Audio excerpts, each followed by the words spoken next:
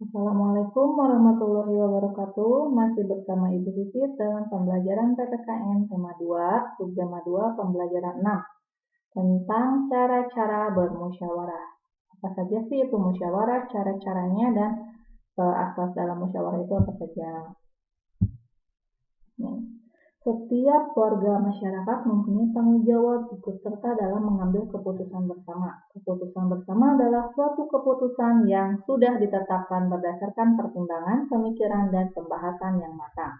Keputusan bersama haruslah mewakili kepentingan seluruh anggota atau seluruh peserta rapat. Keputusan bersama juga merupakan keputusan yang harus dilaksanakan dengan rasa penuh tanggung jawab. Oleh karena itu, sebuah keputusan bersama harus dipatuhi dan dilaksanakan oleh semua peserta rapat tanpa terkecuali dan membeda-bedakan. Dalam mengambilannya, keputusan tidak boleh memaksakan kehendak. Hasil dari keputusan yang diambil juga tidak boleh hanya menguntungkan satu pihak, tetapi semua pihak harus merasa diuntungkan karena keputusan bersama harus menyampaikan rasa keadilan dan semua peserta rapat mempunyai kedudukan yang sama. Kemudian, pengambilan keputusan didasarkan pada beberapa nilai penting agar semua pihak yang terlibat merasa keadilan. Nilai yang mendasar tersebut adalah pertama, nilai kebersamaan. Jadi pengambilan keputusan itu dilakukan secara bersama-sama duduk dalam satu tempat dengan tujuan yang sama demi kebaikan bersama. Kedua, nilai kebebasan mengemukakan pendapat. Bebas artinya tidak mendapat paksaan dari orang lain. Semua peserta rapat boleh mengutarakan pendapatnya. Yang ketiga adalah nilai menghargai pendapat orang lain. Jadi, setiap peserta rapat harus mendengarkan dan menghargai pendapat orang lain tanpa menyela orang yang sedang mengemukakan pendapat. Kemudian, 4. Nilai jiwa besar serta lapang dada melaksanakan hasil keputusan dengan rasa penuh tanggung jawab. Nah, nilai persamaan hak ialah seluruh peserta rapat diberi hak yang sama untuk mengemukakan pendapatnya. Mereka diberi kebebasan untuk mengemukakan ide atau gagasannya. Selanjutnya, musyawarah mufakat itu merupakan salah satu bentuk upaya pengambilan keputusan bersama yang sesuai dengan nilai budaya Indonesia yang demokratis. Musyawarah berarti membicarakan atau menyelesaikan bersama suatu persoalan dengan maksud untuk mencapai mufakat atau kesepakatan. Musyawarah adalah pembahasan bersama suatu masalah guna mencapai keputusan, sedangkan mufakat adalah kesepakatan untuk melaksanakan hasil musyawarah.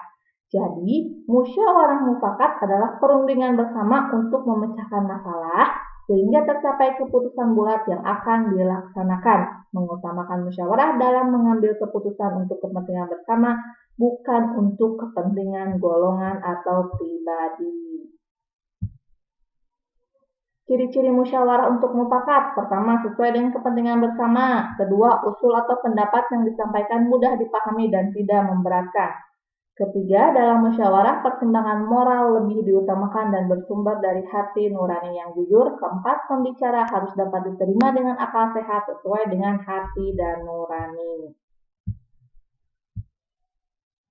Dalam pelaksanaan musyawarah untuk mencapai mufakat, kita harus berpedoman pada prinsip dan aturan musyawarah. Pertama, musyawarah dilandasi dengan akal sehat dan hati nurani yang luhur. Kedua, musyawarah dilandasi semangat kegotong royongan dan kekeluargaan.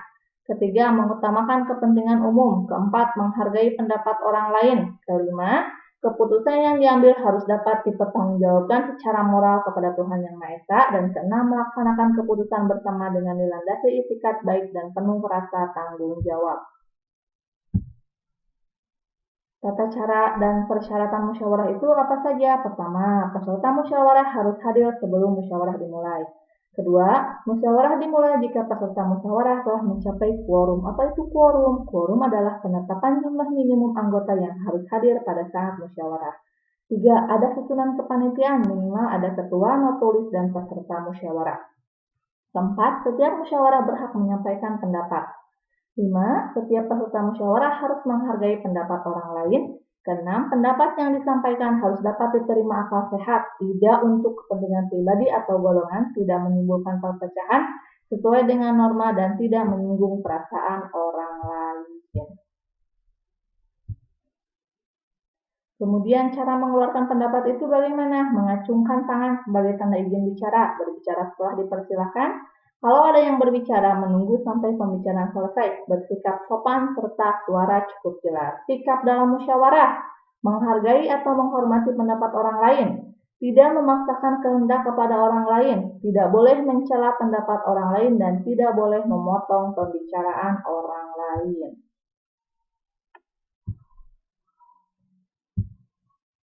Itu yang bisa Ibu sampaikan. Semoga bermanfaat dan bisa kalian pahami. Wabillahi taufiq wal hidayah. Wassalamualaikum warahmatullahi wabarakatuh.